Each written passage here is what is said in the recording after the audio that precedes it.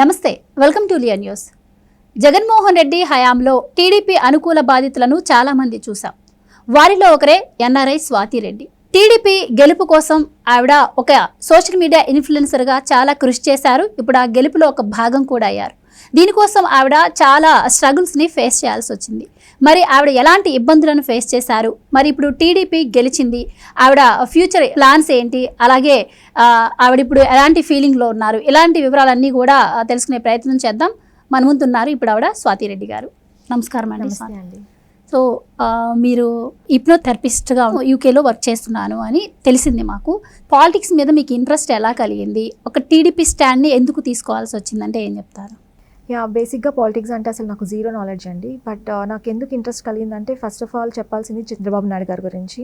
నేను స్కూల్ ఏజ్లో ఉన్నప్పటి నుంచి బాబు గారిని అడ్మైర్ చేస్తూ సార్ చేసిన డెవలప్మెంట్ని, సార్ విషన్ని ఫాలో అవుతూ డే బై డే సార్ గురించి తెలుసుకోవడం, మా ఇంట్లో ఎక్కువ చర్చ జరిగేది సార్ గురించి. సో బాబు గారి గురించి తెలుసుకుంటూ పెరగడం వలన నాకు తెలియకుండానే పాలిటిక్స్ అంటే ఇండైరెక్ట్ ఇష్టం వచ్చింది. సో ఎప్పుడు 2014 ఎలక్షన్స్ తర్వాత స్టేట్లో జరిగిన పరిణామాలు, బైఫర్కేషన్ జరగడం, దెన్ 2019 ఎలక్షన్స్ తర్వాత జగన్మోహన్ రెడ్డి అధికారంలోకి రావటం, ఆ టైంలో బాబు గారిని అసెంబ్లీలో హ్యూమిలేట్ చేయడం, తర్వాత చాలా series of events Telugu Desam party కార్యకర్తల పైన చాలా నెగటివ్ ఇంపాక్ట్ చూపించడం, వాళ్ళ లైఫ్ని థ్రెట్ చేయడం, చంపేయడం, ఇలాంటివి ఏంటంటే తెలియకుండానే నాకు ఒక రాజకీయంగా నా వాయిస్ని బలంగా జనాల్లోకి తీసుకెళ్ళాలి అని ఒక ఇంట్రెస్ట్ వచ్చింది. సో దానివల్లనే నేను ధైర్యం, తెలివి, ఆలోచన, రాష్ట్రం పట్ల ఉన్న ఒక రెస్పాన్సిబిలిటీతో నేను మాట్లాడాల్సి వచ్చింది. ఎందుకు తెలుగుదేశం పార్టీని అంటే చంద్రబాబు నాయుడు గారు తెలుగుదేశం పార్టీ అధినేత, మన అన్నగారు స్థాపించిన పార్టీ. అండ్ తెలుగుదేశం పార్టీ వలన ఎన్నో లక్షల కుటుంబాలు బాగుపడిన చరిత్ర ఉంది మనకి. సో ఆ పార్టీ అయితేనే విభజనలో నష్టపోయిన మన రాష్ట్రానికి మంచి జరుగుతుంది. బాబు గారి అధినాయకత్వంలో యువతకి మంచి జాబ్స్ వస్తాయి, రాష్ట్రం బాగుపడుతుంది. ఈ గంజాయి ఇట్లాంటివన్నీ అసలు అట్లాంటి వాటికి తావు లేకుండా అభివృద్ధి ప్రదంలో రాష్ట్రం ఉంటుంది నమ్మి తెలుగుదేశం పార్టీకి సపోర్ట్ చేయడం జరిగింది. సో నేనేమనుకున్నానంటే తెలుగుదేశం పార్టీకి సపోర్ట్ చేస్తే రాష్ట్ర అభివృద్ధిలో నాకంటూ ఒక పాత్ర నేను పోషించినట్టు ఉంటుంది అని నిర్ణయం తీసుకొని వీడియోస్ చేయడం స్టార్ట్ చేశాను. సో మీరు ఈ పాలిటిక్స్లోకి యాక్టివ్ అవ్వాలి అనుకున్నప్పుడు మీరు యూకేలో ఉన్నారా, ఇండియాలో ఉన్నారా? యూకేలో ఉన్నానండి. ఓకే, మామూలుగా మీరు స్వాతి రెడ్డి అని చెప్పారు. ఎస్. అందులోనూ ఆంధ్రప్రదేశ్లో కుల రాజకీయాలు ఎక్కువ అంటారు.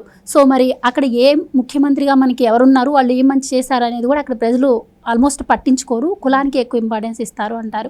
మరి మీరు రెడ్డిగా ఉండి మరి చంద్రబాబు గారి సైడ్ స్టాండ్ తీసుకోవడానికి కారణం ఏంటి? ఇక్కడ కులం కాదండి. ఇప్పుడు రెడ్డి కులం తీసుకుంటే రెడ్డి కులంలో చదువుకొని ఉద్యోగాలు రాక ఇబ్బంది పడుతున్న యువత ఉన్నారు. రెడ్డి కులంలో చాలా అట్టడుగున ఉన్న కుటుంబాలు ఎన్నో ఉన్నాయి, కొన్ని లక్షల కుటుంబాలు ఉన్నాయి. అదే వేరే సామాజిక వర్గంలో కూడా సేమ్ ఇలాగే ఉన్నాయి. ఎస్సీ, ఎస్టీ, మైనారిటీ కుటుంబాల్లో కూడా బిగ్ షాట్స్ ఉన్నారు, బాగా వెల్ సెటిల్డ్ ఉన్నారు, అలానే చాలా తక్కువ ఉన్న వాళ్ళు ఉన్నారు. ఇక్కడ ఏంటంటే కాస్ట్ ఇంపార్టెంట్ కాదు, ప్రజలు పడుతున్న బాధలు ఇంపార్టెంట్. సో ఇప్పుడు నేను ఏ కాస్ట్కి సంబంధించిన అమ్మాయినైనా సరే రాజ్యాంగం నాకు కల్పించిన హక్కు right to question, right to speech, దాన్ని నేను యూటిలైజ్ చేసుకొని ఆ కాన్స్టిట్యూషనల్ రైట్స్ నేను ప్రాపర్ వేలో యూటిలైజ్ చేసుకొని రాష్ట్రంలో జరుగుతున్న అన్యాయాలని ప్రజలకి తెలియజేసే ఒక దారిని ఎంచుకోవడం, దానికి సోషల్ మీడియాని వాడుకోవడం జరిగింది. ఎందుకంటే నేను యూకేలో ఉన్నాను, డైరెక్ట్గా నేను మాట్లాడలేను కాబట్టి సోషల్ మీడియా ప్లాట్ఫామ్ త్రూ నా వాయిస్ని రేజ్ చేయడం జరిగింది. సో మీరు మాట్లాడుతుంది ఎమ్మెల్యే జగన్మోహన్ రెడ్డి గారి గురించే కదా? ఇప్పుడు ప్రెసెంట్ ఎమ్మెల్యే జగన్మోహన్ రెడ్డి గారు అప్పట్లో తీసుకున్న పాలసీస్ జనాలని ఏ రకంగా నరక యాతన పెట్టాయో ప్రత్యేకంగా నేను ఆంధ్ర రాష్ట్ర ప్రజలకి చెప్పాల్సిన అవసరం లేదు. ఒక 11 సీట్లలో కూర్చోబెట్టారంటేనే వాళ్ళు ఎంత విసిగిపోయారో జగన్మోహన్ రెడ్డి పరిపాలన అనేది మనకు అర్థమవుతుంది. ఆ 11 నెంబర్ తీసుకురావడానికి నేనే కాదు, రాష్ట్రంలో ఆల్రెడీ యాక్టివ్గా ఉన్న యాక్టివిస్టులు, ఇన్ఫ్లుయెన్సర్స్, గ్రౌండ్ లెవెల్లో పనిచేస్తున్న ప్రతి కార్యకర్త కూడా చాలా ఎఫెక్టివ్గా పనిచేయడం జరిగింది. అందుకే ఇంత వర్స్ట్ రిజల్ట్ వచ్చింది వాళ్ళకి, మనకి అద్భుతమైన రిజల్ట్ వచ్చింది. సో వాళ్ళల్లో నేను ప్రత్యేకం ఎందుకు అయ్యానంటే నేను దూరంగా ఉన్నాను, నాకు ఒక మంచి కెరియర్ ఉంది, నాకు కంఫర్టబుల్ లైఫ్ ఉంది, అండ్ నేను వీక్లీ 4 days చేస్తాను job, that's all. I'm very comfortable and I'm very fine pleasant life. But still రాష్ట్రం మీద ఉన్న బాధ్యతతో నేను ఫైట్ చేశాను. నాకు ఉన్న అక్క చెల్లెళ్ళు, తమ్ముళ్ళు బాగుండాలి, వాళ్ళకి మంచి ఉద్యోగాల్లో సెటిల్ అవ్వాలి. ఇదే జగన్మోహన్ రెడ్డి ప్రభుత్వం కంటిన్యూ అయితే గనక రాష్ట్రానికి ఎటు మంచి దారి ఉండదు. సో అసలే చితికిపోయిన రాష్ట్రం అనేది, స్పెషల్ స్టేటస్ రాలేదు, ఇస్తామన్న ప్యాకేజీలు ఇవ్వలేదు మనకి. సో ఇలా నలిగిపోయిన రాష్ట్రానికి మళ్ళీ జగన్మోహన్ రెడ్డి లాంటి రాక్షసుడు వచ్చి కనీసం ఒక చిన్న గుంత పొడిచిన పాపాన పోలేదు. ఎటు వెళ్తున్నాం మనం? మన రాష్ట్రం ఒక 30 సంవత్సరాలు వెనక్కి పడిపోయింది. సో నేనేం చేయాలి, నా బాధ్యత ఏంటి అనుకున్నప్పుడు నాకు తెలుగుదేశం పార్టీకి సపోర్ట్ చేయాలనిపించింది. అలా నా వాయిస్ వినిపించాను. నేను అలా వినిపించినప్పుడు ప్రజల్లోకి నేను మాట్లాడిన ప్రతి మాట, ప్రతి వీడియో, ప్రతి పోస్ట్ బలంగా వెళ్ళింది. అలా వెళ్ళడం వలన ఏంటంటే వైఎస్ఆర్సీపీ వాళ్ళు ఏమనుకున్నారు, అప్పుడు ప్లెయిన్ టైం, చాలా తక్కువ మంది బయటకు వచ్చి మాట్లాడిన టైం. అప్పుడు నేను బాగా కనిపించడం, నేను బాగా యాక్టివ్ అవ్వడం, నా వీడియోస్ బాగా షేర్ అవ్వడం, వైరల్ అవ్వడం, వైఎస్ఆర్సీపీ వాళ్ళు భయపడ్డారు. ఈ అమ్మాయి మనం చేస్తున్న అరాచకాలన్నింటినీ ప్రజలకి చాలా క్లియర్గా చెప్తుంది, ప్రజలు నమ్ముతున్నారు, వింటున్నారు, చూస్తున్నారు. దీన్ని ఎలా అయినా బ్రేక్ చేయాలి. ఎలా బ్రేక్ చేయాలి? ఒక అమ్మాయికి క్యారెక్టర్ అనేది చాలా చాలా ఇంపార్టెంట్.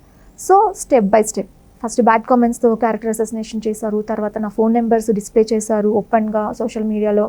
దెన్ నా ఫ్యామిలీని బయటికి తీసుకొచ్చారు, ఆగలేదు. దెన్ అగైన్ నా పైన మార్ఫింగ్ ఫొటోస్ పెట్టారు, నావి పోన్ సైట్స్లో పెట్టారు, నా నెంబర్స్ అన్నీ కూడా, అగైన్ ఆగలేదు. సో వాళ్ళు ఎన్ని చెయ్యాలో అన్ని చేశారు. ఎక్స్ట్రీమ్ లెవెల్లో నేను ఇది బాధతో చెప్తున్నాను, అలాగే గర్వంతో కూడా చెప్తున్నాను. బాధ ఎలా అంటే, నాలాగా ఈ ఆడపిల్లకి జరగకూడదు ట్రోల్స్. 1 month లిటరలీ ఇంక్లూడింగ్ మహిళా కమిషన్తో సహా నన్ను ట్రోల్ చేయడం జరిగింది. అలాంటి పరిస్థితి ఈ ఆడపిల్లకి రాకూడదు. గర్వంగా ఎలా చెప్తున్నానంటే, అన్నీ ఫేస్ చేసి కూడా నేను తీసుకున్న స్టాండ్కి ఇంకా కూడా నిలబడి, నేను అనుకున్న ఒక నాయకుడిని సీఎం కుర్జీలో చూడాలనుకున్నాను. నారా చంద్రబాబు నాయుడు ఆయన నేను అనే ప్రమాణ స్వీకారం రోజు వరకు చాలా నిజాయితీగా వితౌట్ ఎనీ ఎక్స్పెక్టేషన్స్ కష్టపడ్డాను. ఆ సక్సెస్ని నేను నా కళ్ళారా చూడగలిగాను. ఈరోజు నేను ఒక మంచి నాయకుడిని, ప్రజల కోసం పోరాడి తన 45 years ఆఫ్ లైఫ్ని దారబోసిన ఒక ఋషి, మహా ఋషి కోసం కష్టపడి ఆయనని ఒక అధికారంలో కూర్చోబెట్టాడని చెప్పి గర్వంగా చెప్పుకునే పరిస్థితి నాకు ఈరోజు. I'm feeling very very happy. So Jaganmohan Reddy హయాంలో ఎంత క్రూరమైన రాజకీయం చేశారు అని చెప్పి మీరే చెప్తున్నారు. అండ్ ఇంకొకటి, మహిళలు రాజకీయాల్లోకి రావడం అంటే గతంలో వేరు, ఇప్పుడు వేరు. ఎందుకంటే ఇప్పుడు సోషల్ మీడియా ఎంత యాక్టివ్ అయిందో మీరు చెప్తున్నారు బట్టి. సో మీరు ఊహించారా మరి రాజకీయాలు అంటే దాడులు ఉంటాయి, ప్రతి దాడులు ఉంటాయి, అవన్నీ ఊహించే వచ్చారా మీరు? ఊహించాను. అంటే గతంలో ఉన్న, మీరు చెప్పినట్టు గతంలో ఉన్న రాజకీయ పరిస్థితులు ఎట్లా ఉండేవంటే విమర్శలు ఉండేవి. నువ్వు ఇది చేయలేదు అని ఒక పార్టీ వాళ్ళంటే, మేము ఇది చేసామని ఒక పార్టీ వాళ్ళంటే, విధానాల పరంగా మాట్లాడుకునే వాళ్ళు, కొట్టుకునే వాళ్ళు. ఈవెన్ అసెంబ్లీలో చూస్తే కూడా ఒక పార్టీ నాయకుడు ఇంకొక పార్టీ నాయకుడిని కానీ నాయకురాలిని కానీ దూషిస్తే అది మనము రికార్డ్స్ నుంచి తొలగించడము, బహిరంగ క్షమాపణ చెప్పడము జరిగేది ఇంతకుముందు. అంత హుందాగా ఉండేవి. సో ఇప్పుడు ఎలా అయిపోయిందంటే, విమర్శించడం అంటే బూతులు తిట్టుకోవడం. ఒక మనిషి చేసిన విధానం మనకి నచ్చలేదని చెప్పడం అంటే వాళ్ళపైన మార్పులు చేయడం, వాళ్ళపైన పర్సనల్ అటాక్స్కి దిగడం. అంటే ఇప్పుడు ఎగ్జాంపుల్ పవన్ కళ్యాణ్ గారిని తీసుకుందాం. పవన్ కళ్యాణ్ గారు ప్రశ్నించడమే నా పార్టీ విధానం అని చెప్పి స్టార్ట్ చేశారు.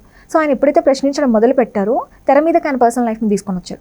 పదే ఒక సీఎం స్థాయి వ్యక్తి, ఇప్పుడున్న ఎమ్మెల్యే జగన్మోహన్ రెడ్డి గారు ఆ రోజు పదే స్కూల్ ఈవెంట్స్లో కూడా పర్సనల్ విషయాలు తీసుకొని వచ్చి పవన్ కళ్యాణ్ గారిని అవమానకరంగా మాట్లాడడం జరిగింది.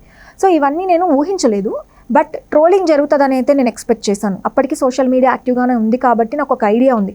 కానీ మార్పులు చేసి కుటుంబ సభ్యుల్ని, కన్న తల్లుల్ని కూడా ఈ రకంగా బట్టలు లేకుండా న్యూడ్ ఫొటోస్ పెట్టి, ఎవరో తెచ్చిన బాడీని తగిలించి నా ఫోటోని దానికి అటాచ్ చేసి మా ఫ్యామిలీ మెంబర్స్ని కూడా తీసుకొని వస్తారని అయితే ఊహించలేదు.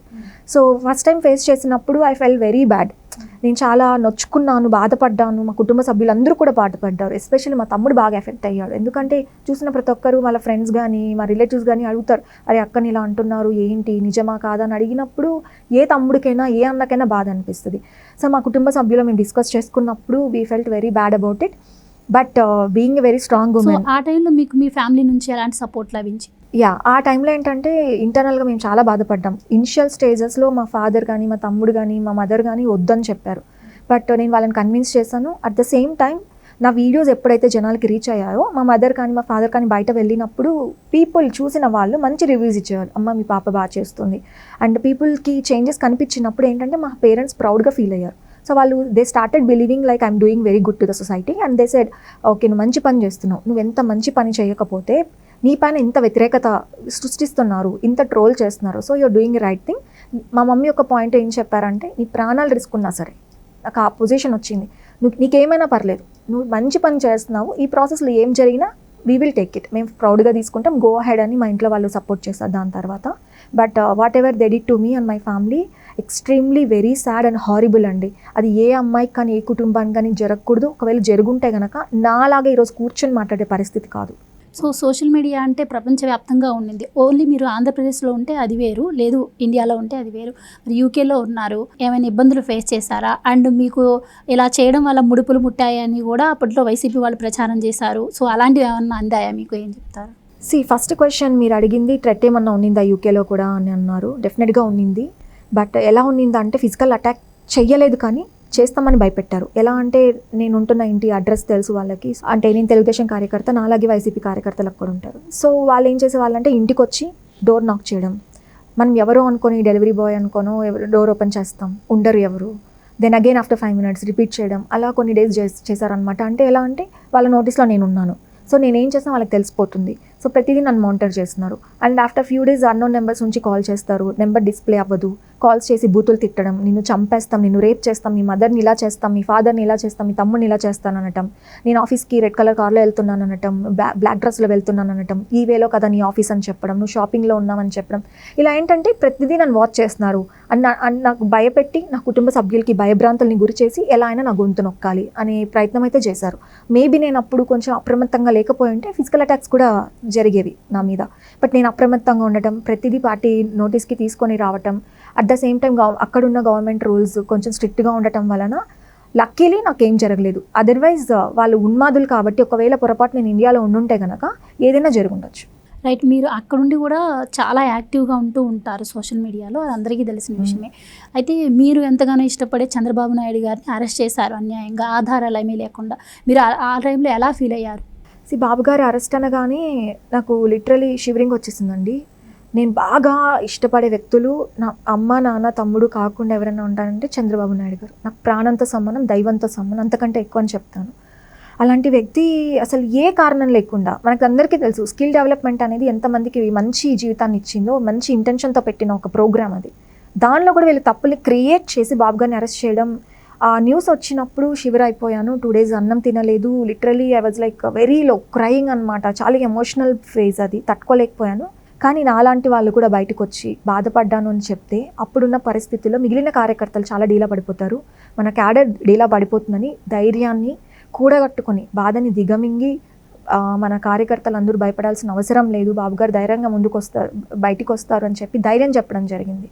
సో నేను స్ట్రాంగ్గా బిలీవ్ చేశాను ఏంటంటే బాబు గారు ఎటువంటి తప్పు చేయలేదు.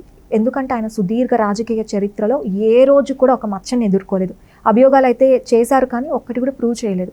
ఇది కూడా నేను అదే నమ్మాను, సార్ ఏ తప్పు చేయలేదు. అందులోనూ స్టూడెంట్స్ విషయంలో సార్ తప్పు చేశారంటే ఎవరూ నమ్మరు. ఆ నమ్మని వాళ్ళలో నేను మొదటిదాన్ని. సో ఎమోషనల్ స్టేట్ అండి.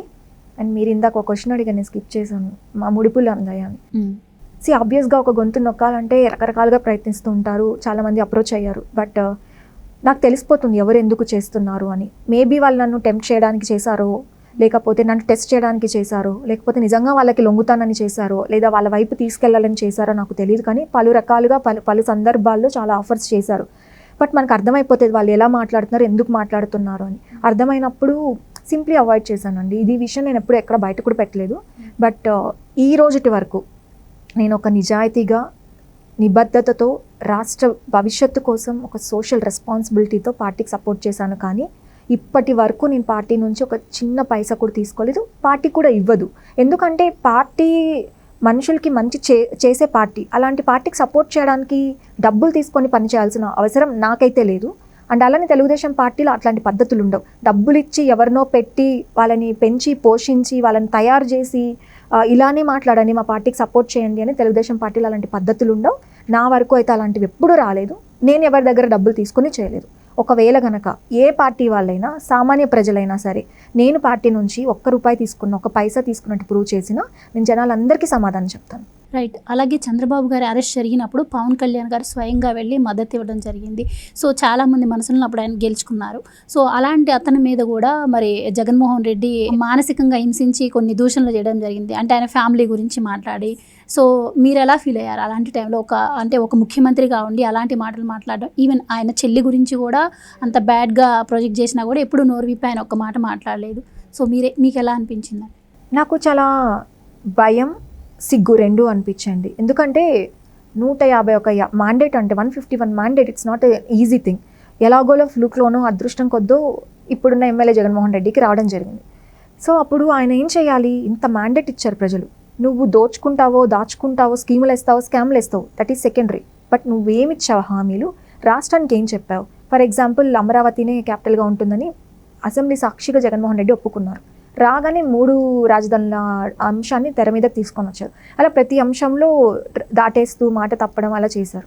అలాంటి రాష్ట్ర అభివృద్ధికి పెట్టాల్సిన అద్భుతమైన టైం 5 years ఆఫ్ పీరియడ్ని ఎంతసేపు ప్రజలకి దూరంగా ఉండడం, పరదాలు కట్టుకొని తిరగడం, లేదా పవన్ కళ్యాణ్ గారి పర్సనల్ లైఫ్ని తీసుకొని రావడం, ఆడపిల్లల్ని ఎస్పెషల్లీ సొంత చెల్లెళ్ళని 2 చెల్లెళ్ళు, ఒక తోడబుట్టిన చెల్లి, ఒక సొంత చెల్లి బాబాయ్ కూతురు, అలాంటి 2 చెల్లెళ్ళు 2 కష్టాలు పడుతూ ఉంటే వాళ్ళని ఇంకా ఓదార్చాల్సింది పోయి, లేదా అన్నగా బాధ్యత తీసుకొని వాళ్ళకు వచ్చిన కష్టాన్ని తీర్చాల్సింది పోయి, నువ్వే తిరిగి దూషిస్తూ నువ్వే నీ పార్టీ నేతలతో ప్రెస్ మీట్లు పెట్టించి డిబేట్లు పెట్టించి ఇష్టానుసారం మాట్లాడిపిస్తున్నావు అంటే అసలు రాష్ట్రంలోని ఆడపిల్లలకి నీ రాజ్యంలో ఎక్కడ రక్షణ లేదు.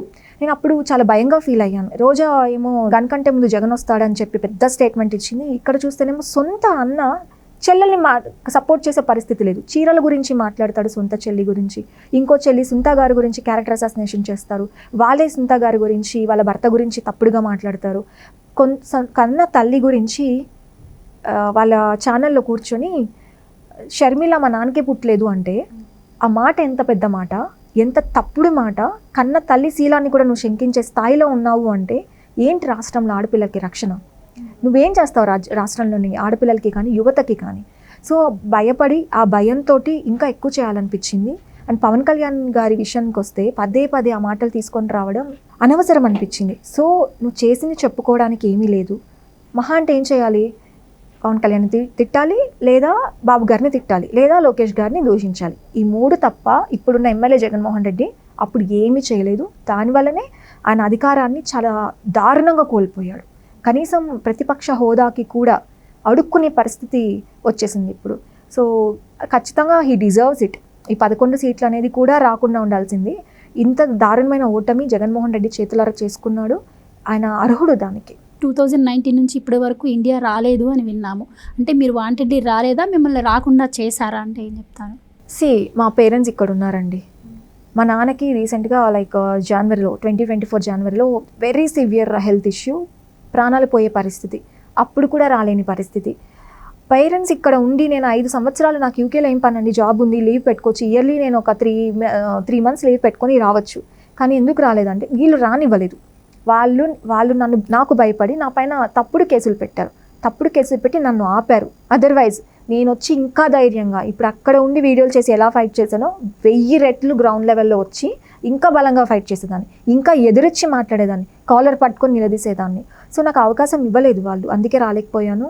నా కుటుంబ లాస్ని నేను తీర్చలేదు. ఎందుకంటే మా డాడీకి స్ట్రోక్ వచ్చింది. మా డాడీ మాట్లాడే పరిస్థితి కాదు, కదిలే పరిస్థితి కాదు, ప్రాణాలతో ఉన్నారు అంతే. సో మనుషుల్ని గుర్తుపట్టే పరిస్థితి కూడా కాదు. సో లిటరలీ ఉన్నారంటే ఉన్నారు. ఆ పరిస్థితికి కారణం కూడా వైసీపీ వాళ్ళే. సో అలాంటి పరిస్థితుల్లో నా పేరెంట్స్ని వదిలేసి నేను అంత దూరంలో ఉన్నానంటే ఎంత నరకయాతను అనుభవించానో నాకు మాత్రమే తెలుసు. 2 months అసలు నిద్రపోలేదండి, నమ్మరు. ఫోన్ ఇలా పట్టుకొని కూర్చున్నా. డాక్టర్స్ ఏం విషయం చెప్తారు, ఏ మెడికల్ బిల్స్కి డబ్బులు అడుగుతారో, నేను పడుకునేస్తే చేయలేనేమో అని చెప్పి పడుకున్నా సరే ఫోన్ ఇలా పడుకున్న పరిస్థితులు. అంత నరకయాతను అనుభవించి అక్కడే ఉండాల్సిన పరిస్థితి. సో యూకేలో ఉన్న మీకే థ్రెట్ ఉంది అన్నప్పుడు ఇక్కడున్న మీ ఫ్యామిలీని అయితే వదిలే పరిస్థితి ఉండదు. సో మరి వాళ్ళు ఎలాంటి ఇబ్బందులు ఫేస్ చేయడం జరిగింది? అలాగే మీరు చాలా అబ్యూజ్ వర్డ్స్ మీ మీద యూజ్ చేసి మార్ఫింగ్ చేసి చేయడం జరిగింది. సో ఇప్పుడు మీరు ఎలాగో ఇండియా వచ్చారు, వాళ్ళని గుర్తించడం జరిగిందా? మరి వాళ్ళని రికగ్నైజ్ చేసి వాళ్ళ మీద ఇప్పుడు కేసులు పెట్టడానికి కావచ్చు, మీకు పార్టీ నుంచి ఎలాంటి సపోర్ట్ లభిస్తుంది? ఫస్ట్ క్వశ్చన్ వచ్చి మా పేరెంట్స్ని చాలా ఇబ్బంది పెట్టారండి. ఒకటి మా మదర్ సంగతి చెప్తే, ఫాదర్ ఇంట్లో లేనప్పుడు ఊరు వెళ్ళినప్పుడు అమ్మ ఒక్కటే ఉన్న టైంలో కానిస్టేబుల్స్ని పంపించడం, నేబర్స్కి బ్యాడ్గా చెప్పించడం, గుంపులుగా మనుషులు వెళ్ళిపోయి తలుపులు తట్టడం, భయపెట్టడాలు ఇవన్నీ జరిగినాయి. అంటే ఫిజికల్ అటాక్స్కి తెగబడలేదు. మేబీ నేను ఎన్ఆర్ఐని కాబట్టి తెగబడలేదు. కానీ థ్రెటనింగ్ కాల్స్ అయితే కోకొల్లలండి. అసలు ఇష్టానుసారం ఎవడు పడితే వాడు అన్నోన్ నెంబర్స్ నుంచి కాల్ చేయడం, ఏది పడితే అది మాట్లాడటం, చంపేస్తాం, రేప్ చేస్తామని చెప్పడం. ఇంట్లో వాళ్ళు లిటరలీ భయపడిన సందర్భాలు చాలా ఉన్నాయి. అండ్ మా ఫాదర్ని స్టేషన్కి తీసుకెళ్ళి మార్నింగ్ 7 to night 10 o'clock వరకు అక్కడే పెట్టుకొని వారం రోజులు ఇబ్బంది పెట్టడం, ఇవన్నీ చాలా చేశారు. అండ్ దెన్ పార్టీ సపోర్ట్ గురించి మీరు అడిగితే, పార్టీ నాకు ఎప్పుడు సపోర్ట్గా ఉండిందండి. ఇప్పుడు మన లొకేషన్ నా గురించి లొకేషన్ గురించి కూడా చాలా వర్స్ట్గా ట్రోల్స్ చేశారు, చాలా బ్యాడ్ కామెంట్స్ పెట్టారు, కథనాలు రాశారు, ఆర్టికల్స్ క్రియేట్ చేశారు. ఆ టైంలో కూడా అన్న ఫోన్ చేసి ధైర్యం చెప్పడం జరిగింది, go ahead, we're all there with you, అసలు ఇవన్నీ నథింగ్ అమ్మా, నువ్వు పట్టించుకోకు, మంచి వర్క్ చేస్తున్నావు, కంటిన్యూ విత్ యువర్ వర్క్ అని చెప్పడం జరిగింది. అండ్ మా డాడీకి బాగాలేనప్పుడు అన్నకి చెప్తే అన్న నన్ను తిట్టారు, నువ్వు ముందు కదా చెప్పాలి, ఎందుకు నేను 2 days లేట్గా చెప్పాను, వెంటనే నన్ను అప్రోచ్ అవ్వాలి కదమ్మా, ఎందుకు లేట్ చేసావు, పేరెంట్స్ మనకు అన్నటికంటే ఇంపార్టెంట్ ప్రయారిటీ, పేరెంట్స్ విషయంలో నువ్వు ఎందుకు లేట్ చేసావు అని తిట్టి బాధ్యతగా నాకంటూ ఒక మెడికల్ టీమ్ని అరేంజ్ చేసి ఫాలో అప్ పొందింది. మీ ఫాదర్ మార్నింగ్ ఒకసారి వీలున్నప్పుడంతా అడిగేవాళ్ళు, ఒక మెడికల్ టీం నుంచి రిపోర్ట్స్ తెప్పించుకునేవాళ్ళు ఎలా ఉన్నారు ఏంటి అని. సో రీసెంట్గా అన్నను కలిసినప్పుడు కూడా హౌ ఇస్ యువర్ ఫాదర్, ఏమైనా అవసరం ఉందా, ఏమైనా చెయ్యాలా అని అడిగారు. అండ్ దెన్ బాబు గారు అయితే ఒక సందర్భంలో నేను నేర్చిన పరిస్థితి, ఫేస్బుక్ లైవ్ పెట్టి సజ్జల భార్గవరెడ్డి మా మదర్ని ట్రోల్ చేసినప్పుడు పవన్ స్టార్ అని నా పైన ఒక ఆర్టికల్ రాశారు. సో అది మా మదర్తో డిస్కస్ చేసి వెంటనే లైవ్కి వెళ్ళడం జరిగింది. ఆ ఎమోషన్ క్యారీ ఫార్వర్డ్ అవ్వడం వల్ల ఏడ్చాను నేను. అప్పుడు బాబుగారు ఏడ్చిన కన్నీళ్ళు చూసి ఆయన కరిగిపోయి, సొంత కూతురు ఏడిస్తే ఎలా ఫాదర్ తీసుకుంటారో అలా నాకు ఫోన్ చేసి మాట్లాడటం, ప్రెస్ మీట్ పెట్టి నా గురించి మాట్లాడటం. సో ఇవన్నీ కూడా చాలా సపోర్ట్ ఇచ్చింది. పార్టీ అధినాయకుడు కనుక నాకు ఈ సపోర్ట్ లేకపోతే మేబీ ఎంత చేసినా విలువ ఉండేది కాదేమో, నన్ను పట్టించుకోరేమో అనే మేబీ నాకు ఒక అధైర్యం వచ్చేదేమో, మేబీ నేను కొంచెం ఆగిపోయేదాన్నేమో, కొంచెం టైం తీసుకునేదాన్నేమో. కానీ ఇక్కడ కూడా పార్టీ నన్ను డిస్ఓన్ చేసుకోవడము, లేకపోతే ఈ అమ్మాయి ఇంత బ్యాడ్గా ట్రోల్ అవుతుంది కదా మనకు అవసరమా అనుకోవడం కానీ ఎప్పుడూ జరగలేదు. పార్టీ సపోర్ట్ అన్ని రకాలుగా ఉండింది. వీళ్ళిద్దరే కాకుండా సోషల్ మీడియాలో నా అకౌంట్లో ఉన్న ఫేస్బుక్ ఫ్రెండ్స్ కానీ వాళ్ళందరూ కూడా సహోదరులు చాలా బాగా, అమ్మ మీకు ఏం కాదు మేమున్నాం అని, నన్ను పైన బ్యాడ్ కామెంట్స్ వస్తే వాళ్ళు పాజిటివ్ కామెంట్స్ పెట్టడం, వాళ్ళని తిట్టడం. సో అన్ని రకాలుగా అన్ని వైపుల నుంచి పార్టీ సపోర్ట్ నాకు బాగా ఉండిందండి. అండ్ దానివల్లే నేను కొంచెం ధైర్యం ఇంకొంచెం కూడగట్టుకోగలిగాను, ఇంకొంచెం కసిగా పనిచేయడం జరిగింది. ఫైనల్లీ టీడీపీ కార్యకర్తల వల్ల కావచ్చు, మీలాంటి ఇన్ఫ్లుయెన్సర్ వల్ల పార్టీ అయితే ఇప్పుడు అధికారంలోకి వచ్చింది. మరి చంద్రబాబు నాయుడు గారు కూడా అన్నిటి మీద శ్వేతపత్రాలు విడుదల చేస్తున్నారు. ఆయన ఫోకస్ మొత్తం ఇప్పుడు అమరావతి అలాగే పోలవరం మీదే కనిపిస్తోంది. ఎగ్జాక్ట్లీ. సో వచ్చి 4 రోజులు కూడా కాలేదు, వెళ్ళి మరి ప్రధాని గారిని మీట్ అవ్వడం కావచ్చు, ఇంత చకచక అభివృద్ధి కనిపిస్తూ ఉంది. సో మీ ఫీలింగ్ ఎలా ఉంది? మీరు అనుకున్న అభివృద్ధి త్వరలోనే రాబోతుంది, మీరు ఎలా? ఆల్రెడీ మొదలైపోయింది. గత ప్రభుత్వం ఏం చేసింది, వచ్చి రాగానే ప్రజావేదికను కూల్చింది. కానీ మా ప్రభుత్వం నేను ఏరి కోరి కష్టపడి ప్రాణాలు సైతం రిస్క్లో పెట్టి పోరాడి తెచ్చుకున్న ప్రభుత్వం నారా చంద్రబాబు నాయుడు గారి అధిక నాయకత్వంలో ఎంత చక్కగా పరుగులు పెడుతుంది. రాష్ట్రం అభివృద్ధి వైపు ఎలా పరుగులు పెడుతుంది అనే దానికి పెన్షన్లు మొన్న 1వ తేదీ రాగానే ఇంటింటికి పెన్షన్లు, ఎమ్మెల్యేలు డైరెక్ట్గా వెళ్ళి, బాబుగారు డైరెక్ట్గా వెళ్ళి పంచిన పరిస్థితి, ఒక చిన్న పూరి గుడిసెలో సార్ కూర్చొని కాఫీ తాగిన పరిస్థితి. సో ఇది డెవలప్మెంట్, ప్రజల వద్దకే పాలన అని బాబుగారు నమ్ముతారు. సో అలా జరుగుతుంది. అలానే ఒక అమ్మాయి విషయంలో ఒక నెగిటివ్ థింగ్ జరిగింది 2-3 days బిఫోర్, మన హోమ్ మినిస్టర్ నేరుగా వెళ్ళిపోయారు అక్కడికి, వాళ్ళకి భరోసా కల్పించారు, నిందితులకి కఠినంగా శిక్ష పడాలని చెప్పి కోరారు, శిక్ష పడే వరకు వదలనని చెప్పారు, జైల్స్ విజిట్ చేయడం జరిగింది. సో ఒక పక్క వాళ్ళు చేస్తున్నారు, ఒక పక్క సిస్టమ్ని డెవలప్ చేస్తున్నారు, ఒక IAS ఆఫీసర్స్ని కానీ IPS ఆఫీసర్స్ కానీ ఒక ఎకో సిస్టమ్ క్రియేట్ చేసి అభివృద్ధి ప్రదండి ఎలా జరగాలని జరుగుతున్నాయి. యాజ్ యూ సెడ్ పోలవరం పనులు కూడా చకచకా జరుగుతున్నాయి, అమరావతి కూడా ఆల్రెడీ స్టార్ట్ అయిపోయింది. సో ఇది పాజిటివ్ సైన్. ఇలాంటి ఒక రాజకీయం కావాలి, ఇలాంటి ఒక డెవలప్మెంట్ కావాలి. సో స్టార్టింగ్లోనే ఇంత అద్భుతంగా ఉంటే యూ కెన్ ఇమాజిన్ 5 years తర్వాత మన రాష్ట్రం ఎలా ఉండబోతుంది అనేది. I'm feeling very proud. నేను ఎక్కడా కూడా రిగ్రెట్ పడే పరిస్థితి కాదు, ఉండదు కూడా. ఎందుకంటే నాకు తెలుసు బాబు గారు చెప్పారంటే చేసి తీరుతారు. కాకపోతే కొన్ని పరిస్థితుల వల్ల కొంచెం డిలే అవ్వచ్చు, కానీ చెప్పింది చేసి తీరుతారు. ప్రతి ఒక్కళ్ళు కూడా అమ్మ, నాన్న, అక్క, తమ్ముడు, చెల్లి, అవ్వ, తాత, వికలాంగులు ఎవరైనా సరే కాలు మీద కాలేసుకొని దర్జాగా హ్యాపీగా బ్రతకొచ్చు, ఫ్రీగా బతకొచ్చు. రైట్. గతంలో జగన్మోహన్ రెడ్డి 151 సీట్లు సాధించారు, ఇప్పుడు 11కి పడిపోయారు. ఈవెన్ ఆయన కూడా ఊహించి ఉండరు ఇంత మెజార్టీ తగ్గుతుందని. సో మీరు ఊహించారా ఇంత డౌన్ఫాల్ అవడానికి కారణం ఏంటంటే ఏం చెప్తారు? సెంటిమెంట్ని పండించి తర్వాత 1 chance అని చెప్పి రావడం జరిగింది. ప్రజలు దాన్ని నమ్మారు, మోసపోయారు. ప్రజల మోసం ప్రజావేదికతో స్టార్ట్ అయింది. నేను ఆ రోజే ఊహించాను ఖచ్చితంగా నెక్స్ట్ ఎలక్షన్స్లో చిత్తుగా ఓడిపోతారు అని చెప్పి. అదే నేను సార్కి ఒకసారి కలిశాను బాబు గారిని యూకే వెళ్ళే ముందు. లక్కీగా సార్ కలిసినప్పుడు ఎయిర్పోర్ట్లో, సార్ తెలుగుదేశం ఈసారి ఎప్పుడు ఎలక్షన్ జరిగినా 2024 ఎలక్షన్స్ మనదే, అమరావతి మనదే సార్, దానికి నేనేమైనా చేయగలిగితే చేస్తాను. అప్పటికి నాకు రాజకీయమే తెలీదు, ఏమీ తెలీదు. సార్కి చెప్పడం, సార్ నా భుజం మీద ఇలా పెట్టడం, వెరీ వెల్ గుడ్ అమ్మ, బాగా చెప్పావు అని చెప్పారు. సార్ అప్రిషియేట్ చేశారు. తర్వాత నాకు అనుకోని పరిస్థితులు, పార్టీకి సపోర్ట్ చేసి రావడం, వీడియోస్ చేయడం, ఇక్కడ దాకా తీసుకురావడం జరిగింది. దెన్ ఇప్పుడు జగన్మోహన్ రెడ్డి ఓటమికి కారణాలు ఏవి అంటే, నేను ప్రధానంగా చెప్పే కారణం ఆయన చేతితోనే ఆయన వేలును పొడుచుకున్నారు. ఆయన చేసిన ప్రతి యాక్షన్, ఆయన తీసుకొచ్చిన ప్రతి జీవో, ఆయన మాట్లాడిన ప్రతి మాట, ప్రతి దానికి సజ్జల రామకృష్ణారెడ్డిని నమ్మి ప్రెస్ మీట్లు పెట్టించడం, బూతులు తిట్టించడం, ఇవే కారణాలు. మీరు చూడండి, ఒక అభివృద్ధి జరగలేదు అని ఏ పార్టీ వాళ్ళైనా, తెలుగుదేశం పార్టీ అయినా, ఇటు జనసేన అయినా, వేరే పార్టీ వాళ్ళైనా, కామన్ పీపుల్ ప్రశ్నించిన చిన్న గీత ముందు పెద్ద గీత గీస్తారంటారు కదా, డైవర్ట్ చేసేసి ఒక కొడాలి నాని లాంటి ఒక పిచ్చి కుక్కని, రోజా లాంటి ఒక గజ్జి కుక్కని వదిలేసి బూతులు తిట్టిపిస్తారు. సో ఈ క్యాడర్ అంతా ఏమవుతుంది, వాళ్ళు తిట్టారు కదా అని చెప్పి డైవర్ట్ అయిపోయి ఇలాంటి రాజకీయం గత 4 సంవత్సరాలు చేశారు. సో 5వ సంవత్సరం ఏంటంటే మిగిలిన పార్టీ వాళ్ళు తెలుసుకున్నారు, సో వీళ్ళు ఈ డ్రామాలు ఆడుతున్నారు, దీనికి బ్రేక్ వేయాలి అని డిఫరెంట్ స్ట్రాటజీస్తో అన్ని పార్టీస్ ముందుకెళ్ళడం జరిగింది. అలయన్స్ కూడా చాలా బాగా సక్సెస్ఫుల్గా మంచి రిజల్ట్ని తీసుకురాగలిగింది. నేను ఊహించింది ఏంటంటే ఎలక్షన్స్కి ముందు జగన్మోహన్ రెడ్డి ఓటమి కత్యం, బట్ మరి ఈ రకమైన ఘోర ఓటమి ఓడిపోలేదు. ప్రజల్లో వ్యతిరేకం ఉంది అని తెలుసు, కానీ ఇంత నరకయాతను చూపించిన తర్వాత ఈ రకమైన రిజల్ట్ అనేది నేను ఊహించలేదు. నేనే కాదు, బాబు గారు కూడా చెప్పారు ఒక సందర్భంలో, ఇంత నెంబర్, ఇంత ఓటమి నేను ఊహించలేదు, నాకు చాలా ఆనందంగా ఉంది, ప్రజలు నాకు మంచి రిజల్ట్ ఇచ్చారని బాబు గారే చెప్పారు. సో డెఫినెట్లీ ఎవరు కూడా ఊహించలేదు. మేబీ జగన్మోహన్ రెడ్డి గారు ఊహాలోకంలో తిరగడం వలన ఎలక్షన్స్ తర్వాత కూడా ఐపాక్ మీటింగ్ పెట్టినప్పుడు వై నాట్ 175 అన్నా, వై నాట్ 175 అన్నారు. సో ఇప్పుడు ఏం చెప్తారు, మధ్యలో నా 5 తీసేశాడు దేవుడు. సో నేనేం చెప్తానంటే, అధికారంలో ఎవరైనా ఉండొచ్చు, అధికారం శాశ్వతం కాదు, మన వ్యక్తిత్వం శాశ్వతం. మనం ప్రజలకి ఎంత దగ్గరగా ఉన్నాము అనేది రాజకీయాల శాశ్వతం. మనం ఎప్పుడైతే బ్యారియర్స్ పెట్టుకుంటామో, స్పేస్ పెట్టుకుంటామో, జనాలకి మనకు స్పేస్ పెట్టుకుంటున్నామో, ఆ స్పేస్ అలానే పెరిగిపోతూ వస్తుంది. జగన్మోహన్ రెడ్డి చేసిన పెద్ద తప్పు అదే. ప్రతిసారి ప్రజలు గెలవక ముందు ప్రజల్లో ఉండి, ప్రజల్లో చేయి పట్టుకొని తలని మీరి ముద్దులు పెట్టి వాళ్ళకి అంత క్లోజ్గా ఉండి, ఆల్ ఆఫ్ ఏ సడన్ పవర్లోకి రాగానే ప్రజలకి ఆయనకి ఒక బార్కెట్స్ పెట్టుకున్నాడు. ఒక ఫ్లడ్స్ వచ్చినా, ఒక యాక్సిడెంట్స్ జరిగినా, లేకపోతే ఒక న్యాచురల్ కెలామిటీస్ వచ్చినా ఆయన ఏరియల్ వ్యూ చేస్తారు, కానీ ప్రజల్లోకి వచ్చి చేయి పట్టుకొని అవ్వా తాత అని ఏంటి నీ సమస్య అని ఒక పత్రం తీసుకున్న పాపాన్ని పోలేదు, ప్రెస్ మీట్ పెట్టిన పాపాన్ని పోలేదు, పీపుల్ ప్రాబ్లమ్స్ అడ్రస్ చేసిన పాపాన్ని పోలేదు. సో ఇవన్నీ కూడా కారణాలు. సో నేను సింపుల్గా చెప్పేది ఏంటంటే, ఆయన ఓటమికి ఆయనే కారణం. అండ్ సెకండ్ కారణం ఏంటంటే సజ్జల రామకృష్ణారెడ్డి, ఆయన కొడుకు Sajjala Bhargav Reddy. Sajjala Bhargav Reddy social media through ఆడపిల్లల్ని నాశనం చేస్తూ ఉంటే, సజ్జల రామకృష్ణారెడ్డి ఋషికొండ ఇలాంటి కొండలన్నింటినీ మింగేసి వాళ్ళు కోట్లు కొల్లగొట్టుకోవడం, ఇటు జగన్మోహన్ రెడ్డికి పీపుల్కి ఒక స్పేస్ని క్రియేట్ చేయడం. సో ఇవన్నీ కారణాలండి. సో మీరు ఇందాక ఒక మాట అన్నారు, ఐపాక్ టీమ్కి దగ్గరికి వెళ్ళి వై నాట్ 175 అన్నారు అని చెప్పి. సో ఆ మాట నాకు కూడా గుర్తొచ్చింది. ఆయన ఎలక్షన్స్ ముందు టీవీ నైన్కి ఒక ఇంటర్వ్యూ ఇచ్చారు, దానిలో కూడా వై నాట్ 175 అన్న మాట గుర్తుంది.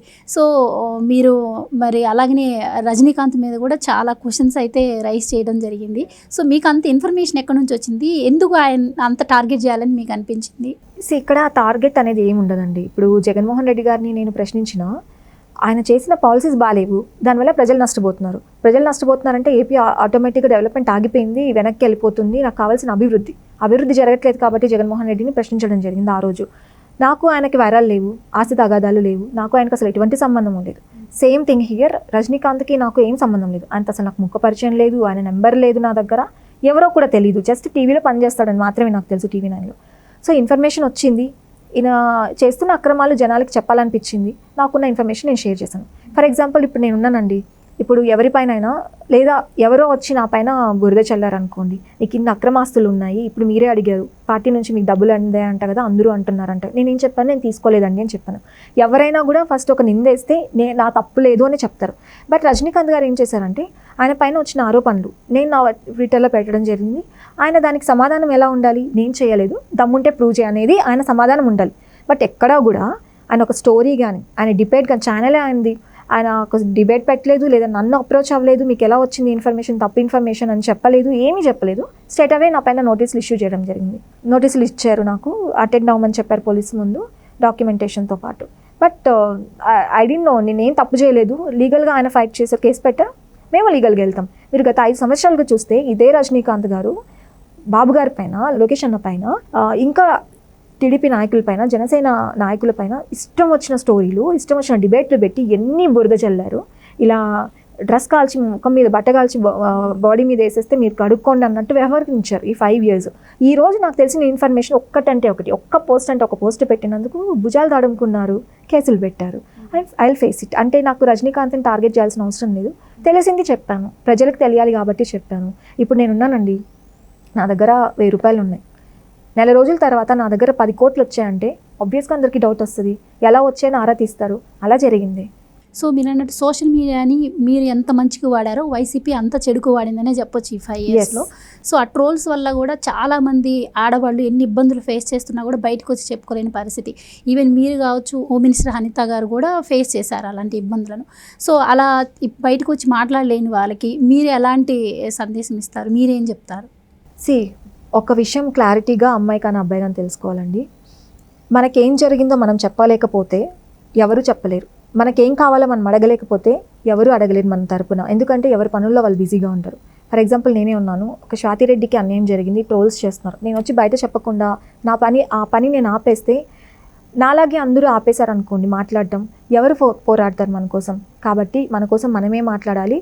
అండ్ ఇంకో విషయం క్లారిటీ ఏంటి రావాలంటే అందరికీ, మనం తప్పు చేయలేదు. వీఆర్ విక్టిమ్స్ అంటే తప్పు చేసిన వాళ్ళు కాదు. తప్పు చేసి మనల్ని కామెంట్ చేసి ట్రోల్ చేసిన వాళ్ళు భయపడాలి. వాళ్ళు భయపడాలంటే మనం భయపెట్టాలి, బయటికి రావాలి, మనకు జరిగిన అన్యాయాన్ని ప్రశ్నించాలి, ఇది తప్పు అని చెప్పాలి, వీలైతే 4 దెబ్బలు కొట్టి వాళ్ళని మార్చాలి. అదర్వైజ్ ఇదే అడ్వాంటేజ్గా తీసుకొని ఇంకొక 1000 మంది తయారవుతారు. ఆ 1000 మంది ఇంకో 1,00,000 మందిని తయారు చేస్తారు. అలా దారుణమైన సమాజంలో మనం బ్రతకడమే కాక నెక్స్ట్ జనరేషన్స్ కూడా అదే సొసైటీని మనం క్యారీ ఫార్వర్డ్ చేసినట్టు అవుతుంది. సో అలాంటి సొసైటీని మనం వద్దు అనుకున్నప్పుడు, ఖచ్చితంగా మనకు అన్యాయం జరిగింది అన్నప్పుడు, లేదా మన పక్కన వాళ్ళకి అన్యాయం జరిగింది అన్నప్పుడు ప్రశ్నించాలి, మన గొంతు రేస్ చేసి మనకు జరిగిందని చెప్పి తీరాలి.